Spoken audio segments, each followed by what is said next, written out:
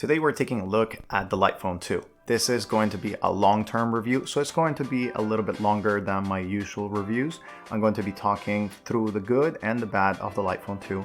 If you haven't watched my 1-year review, I'll link it in the description and also in the card above, so make sure to check that out. So, without anything else to say, let's get started. If you're new to the channel, my name is Jose, and here we talk about digital minimalism. So if that's something that interests you, make sure to subscribe. Again, we're taking a look at the Dumbphone 2 after 18 months. If you don't watch the whole review, I'll give you a summary right now. And this is a very good device. It continues to evolve. The company listens to the feedback of consumers, and that's something that you don't see a lot nowadays. So a continually evolving device that has just gotten better and better over time, and it's going to get even better in the next couple of months. So again, great device, love it. If you've been on the fence, just go get it. It really is a good investment. After you've seen most of my reviews on this channel, you see that all of the other feature phones are almost there, and then they fall at a certain thing. This is why I personally like this device, because since it continues to evolve, it may fit your needs in the future. Just make sure to ask if it's going to bring this or that. I'll leave links in the description below for Reddit and Discord. The communities are pretty active in there and they can answer most questions. And from time to time, we get announcements from the Dumbphone team themselves about, what's coming and the timeline of things. So make sure to check the communities in there. Now let's get into the more technical review. When it comes to the phone itself, just phone calls and text, it's a joy to use. It's definitely an adjustment period because of the size of the device. It's really small, but after all, it works really well. The speaker is decent, it's not amazing, but again, it works decently well. You're able to make phone calls without any issues, receive text messages, group text messages, images are forwarded to your email. That's a function that came throughout these past 18 months, and I'll be talking about that on the text messaging experience. When it comes to the compatibility here in the United States, it works with Verizon, AT&T, T-Mobile, and all of the little carriers that are under them. So things like US Mobile, things like Mint, or Red Pocket, for example. You're able to use them. You need a couple of magic words when you're talking to customer service, but you'll be able to make them work for most carriers. Make sure to check the Reddit threads and the Discord if you want to find out more information as to which carrier does it support and which one doesn't. And also, you also have the Dumbphone plan, which is by the Dumbphone company, $30 a month. Everything is covered. I believe is talk, text unlimited, and then you get like 3 or 4 gigs of data or something like that. So it's an option if you're thinking about it. They use AT&T towers, just as a disclaimer of what they actually use. It's not their own towers, but they just rent AT&T towers, and it's good to use. I tried it for a couple of days, and it works decently, but I use Verizon, so because of my area. Internationally, it also works. There is an international version. Make sure to check the bans in your country. So for example, the Dumbphone team doesn't send phones to Mexico, but I have a couple friends that have been able to certify that it works in certain regions of Mexico with certain carriers. So, just check the bans on your country, check the compatibility with the Dumbphone team, and take a risk if you want to. If you don't, just ask around and maybe somebody will be able to take it now that we see more traveling happening around in the world. So that's kind of like something to keep in mind. Features that have not been yet implemented are call waiting. So if you get a call and then somebody else calls you, then they go straight to voicemail. There's no way for them to be put on kind of like a waiting period, and then you kind of switch back and forth, but they're working on it and it's coming. Also, you don't have any way to check your voicemail quickly. You will have to kind of just call and see if there's any voicemails to your number. However, they're working on a voicemail notification as well in case you get any voicemails from people. So it's a good thing. Again, continually evolving device. The last thing is just, again, as I said, the speaker is a little bit not on the loud side. You kind of get used to it. If you use headphones or you're connected to a Bluetooth device like your car, then it works. I'll get to Bluetooth connectivity in the annoyances part because it's hit or miss depending on your car. When it comes to texting, that's the second part. Texting is reliable. You're able to have group messages, MMS. There's no need for, different threads or different issues that other devices have that they don't send them in the same thread. This works. It has group messages, no issues whatsoever. However, it doesn't have pictures. At least it's not supported on the device. Instead, it will email you the picture to your email. You are able to toggle this on and off on your account settings when you go into settings, account and device, and then you're able to toggle it on back and forth if you want it or you don't.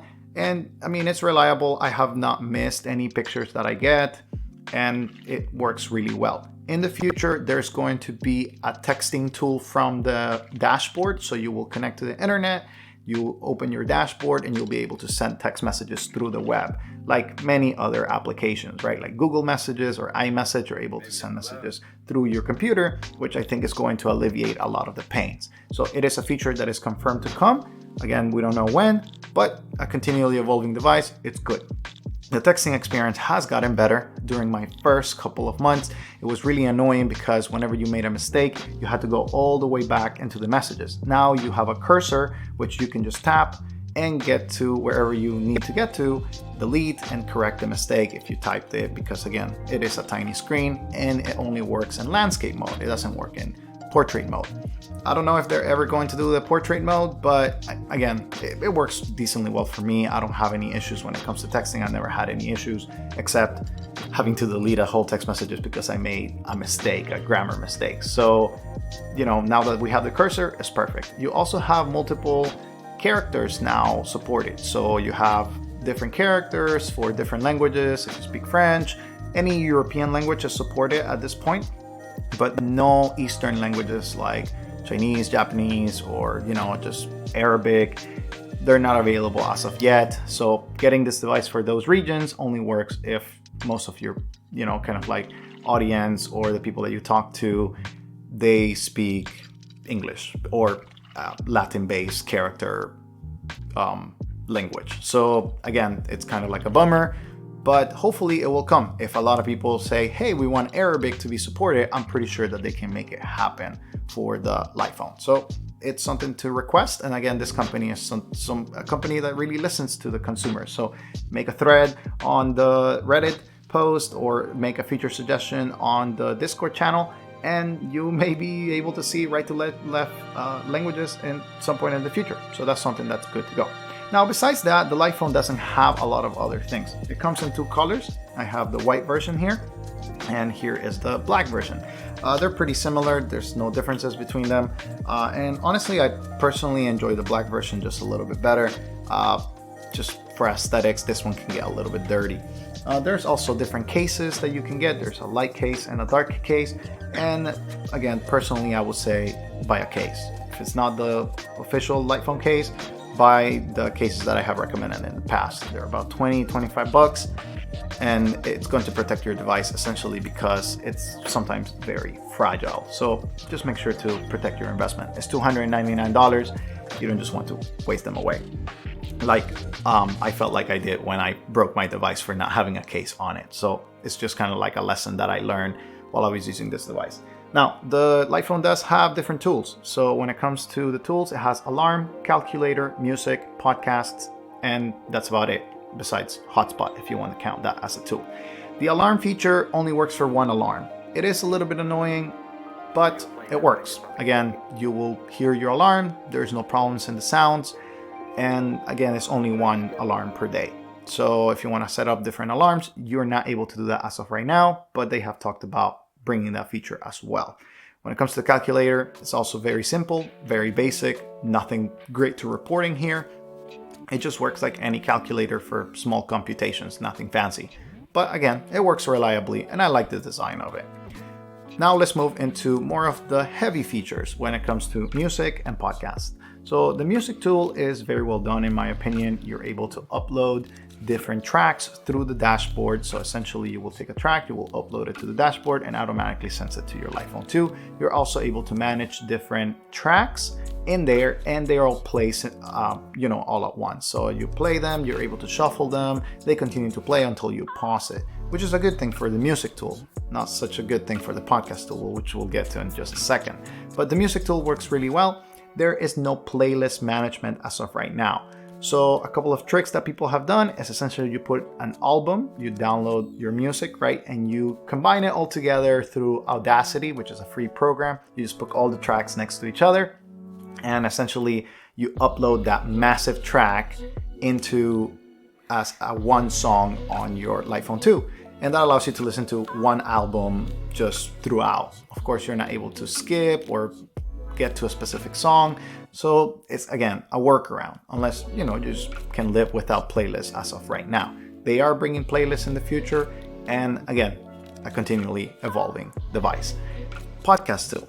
The podcast tool is good. Now that they have implemented a way to manually refresh your podcasts, it works very well. I really, really like it. However, the podcasts continue playing indefinitely. And that's something that I don't like. And especially a lot of people that may be going into a limited data plan, they probably don't like that either. So essentially, you load your podcast, you're able to play them, you're able to get some different organization and playlists and things of that nature, which is good. However, you're not able to stop the podcast. So if you listen to one podcast, it just continues with the next one. This is the same behavior that it has on iOS, the Apple Podcast app. It's something that I think it can be fixed pretty quickly, and hopefully they'll fix it soon. And you don't have to just continue playing and wasting data for a podcast that you may not want to listen at that moment in time. You're also able to download the podcast into your memory, so for offline listening, but even then, it will still play the next podcast, which is, again, a little annoyance, and I hope that they fix it soon. Again, a continually evolving device. I'm going to say that a lot. So those are the tools for the Lightphone 2. Then you have Bluetooth, then you have hotspot, and they work decently well. The only caveat is that whenever you need to pair a device that has a code, you're not able to do that. And that is personally annoying to me. So my car requires a code to be inputted on the device. And even though the device has the capability, because I went around, and I've done the Lightphone videos, Bluetooth tutorials, how to use it on the Android mode. Even though you're able to use it, just because they don't want to show up the Android layer, you're not going to be able to pair your devices. Again, they're looking for a fix, but at this point, it just doesn't work. So that's just something that, you kind of have to live with. It works with certain Bluetooth devices that just connect straight up. It doesn't connect to devices that need a code. And that's a bummer in my opinion. If you want to hack your device, again, go to the channel on Discord and we'll try to help you, because now on the latest version 0079 and version 158, they block that access. So let's talk about good points, bad points, and then I'll talk about the Android layer, which is a completely different conversation. So the good points about the Lightphone 2 is that it is a device that is very reliable. It's continually evolving. It really stands for what it does. And the battery life is very good. When it comes to battery life, it lasts a day or two very easily. I've gotten to last up to 3 days, depending on your signal. If you have good signal, you're gonna make last this device a lot. If you have poor signal, it's going to drain pretty quickly. I don't know why it does that, but it's just a part of the device. But when it comes to the features, the device is very good. It allows you to reconnect with your surroundings. It doesn't distract you. It has the basics, music, podcasts. It has, an alarm and a calculator, things that you need, things that you're going to use. And right now is the best time to buy this device because directions are coming in the next month and a half, I will say. So by the end of April or early May, there is a release of the directions tool. I don't have access to it, so I'm not able to showcase it to you. But whenever I do, I'll be making a video. I'll show up the mock-up that we have, and it works with Here Maps. So it's going to work really well. I've been told, I've been in conversations with Joe. Last one that I had was about a week and a half ago, where we talked about this specific area, kind of like off the record, just because we had a podcast, which I have a podcast. If you want to listen to the Dumbphone stories, make sure to check the podcast. But Joe said that the Alpha tool is working really well. And again, as the mockup showcases, it's going to have a lot of improvements in the coming days and in the coming months. And it's going to be released in the next month and a half. So you're going to be able to have directions for those of you who need directions. Now, the Lightphone, again, is very good. And it does have some limitations. But if you want a device that is reliable, that is continually improving, and that listens to your feedback, then this device is the one for you. Now, there are some negative points. There are some limitations with the Lightphone 2. It is not the fastest device. E-ink is a little bit of an accommodation. When coming from fast scrolling screens, it takes time to adapt, but it's not impossible. It just takes a lot of kind of like adaptation process. Now, if you're someone who needs a certain app or needs something to work, or you need quote unquote Spotify, there's no needing. Spotify is just something that we really have been accustomed to. I personally don't have it, but a lot of people I know that really, really like their playlists and the way that they organize it and things of that nature. And also they pay probably for it. So there's a lot of things that don't work with that philosophy.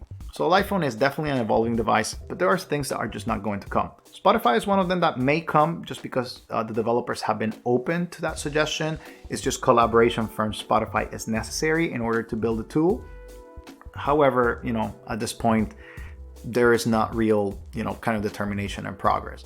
But there are new tools coming and upcoming, in the coming months. I said upcoming a lot of times, I'm sorry.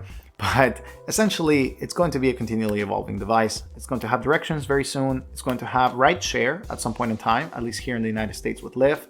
And it's going to also have, hopefully at one day, the Spotify tool. Now, there is talks of also integrating Signal as a messenger platform. And this is where it kind of goes a fork in the road. A lot of people are kind of mad that they're integrating a lot of new tools and they're not staying in basic. But honestly, I like that. I like that you're going to be able to build tools only, tools first, and you can install them, or you don't have to install them if you don't want to. It's never going to have email. It's never going to have a browser.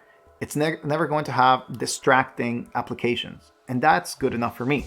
Honestly, if this device had WhatsApp, I wouldn't need my work phone, for example, because I'll be able to use WhatsApp here. I need WhatsApp for my work, so that's just a, kind of like a my case basis. But you kind of have to come to terms with, what do you need? What do you want? This device is not for everybody, because sometimes you need email because you work in, kind of like a hyper-connected environment, or you need Instagram because you're a social media manager. There are workarounds that you can get around with, but again, it's kind of like making your life have more friction. So it's kind of like a personal decision. Do you want to have more friction in your life, or do you just want to have the easiest way? The iPhone 2 is definitely a great device, and I recommend it to everyone that I have come in contact with. It is not a cheap device, of course, but that comes to, they need to keep the lights on, they need to keep producing these devices. And I mean, this is not just a regular form factor. They're not selling you just a rebuilt device from another company, right? And then just put their software in it. This is kind of like they made the product, or they had the vision for the hardware. They may borrow it from a different device. You can see it in the threads. There is another device in Japan that kind of looks similar, but it's a little bit different. But this device is kind of like similar in that sense in the hardware perspective, but the hardware vision and the software vision, they are coming from the company. They're not just a recycled Samsung device that has another operating system or app taking over it. There's plenty of companies that do that, and they sell you that device for more money. And I'm not saying that that's a bad business model. I'm just saying that that's why this device costs a little bit more than just a recycled device. Now, there are other limitations as well. When it comes to this device, you're not going to have access to a browser very easily. I'll get to the Android part in just a second. You're not going to be able to have access to social media, but those are good things for me. This is the philosophy that I have adopted personally, and the philosophy that a lot of people that want to get away from their smartphones also have adopted. But essentially, if you want to get a light phone, this is the best time. Now, as a closing, I want to talk about the Android side of things. So it used to be that you used to be able to get into the Android layer of this device. This device is running Android, and then on top of that, it runs an app called Light OS. And essentially, that app takes over the device and you're able to use it. Now, you are also able to uncover the Android version of this device if you hack it.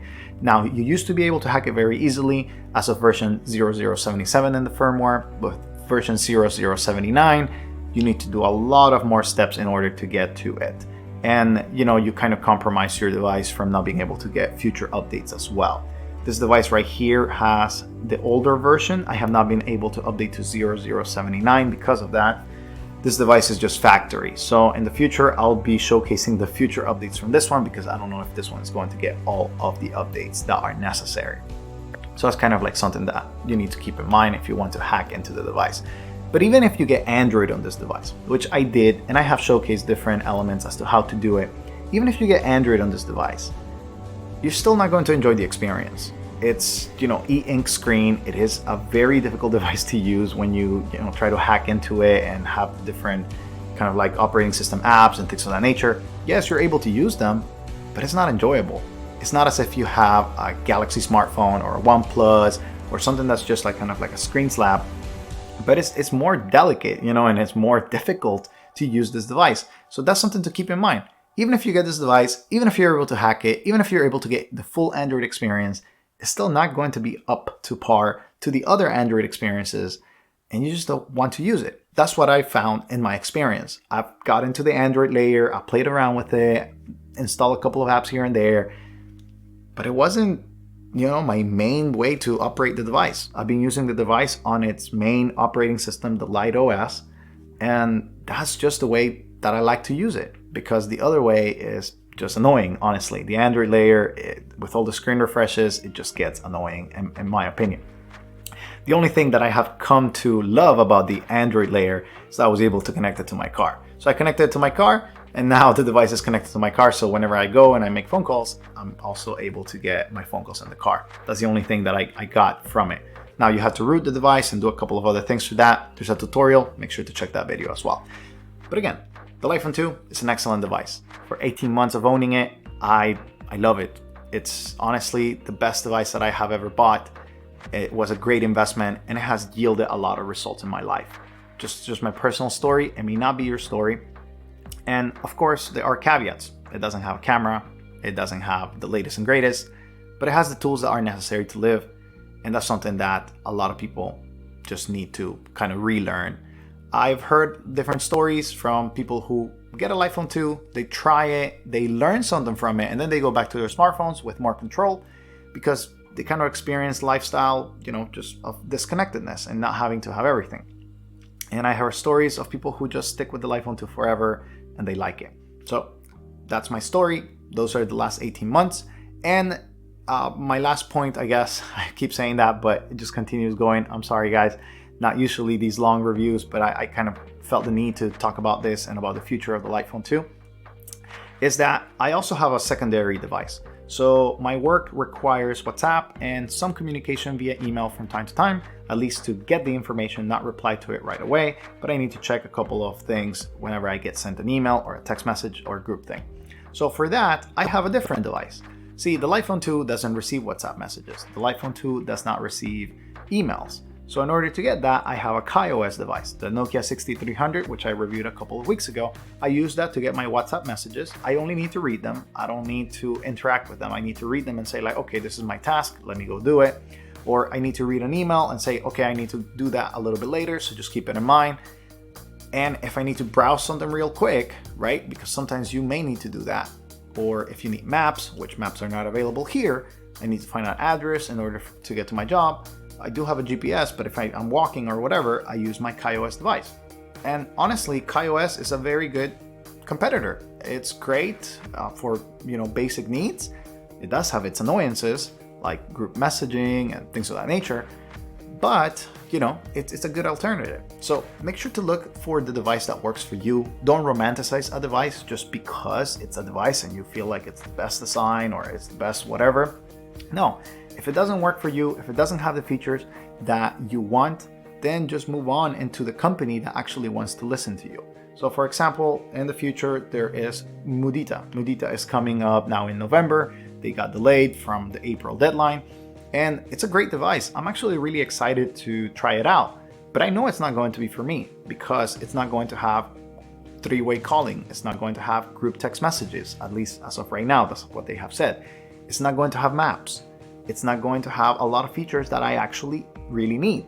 I'm going to test it out and I'm pretty sure I'm going to like it. It's going to be a very well designed, very sturdy, hopefully, right? Because of all the delays that have happened, they have promised this device, but it's just not going to be the device for me because there are some features that I need or that I personally want in my device. It's not going to have podcasts. So for me, podcast is very, very important. I want to have a device that has a podcast app.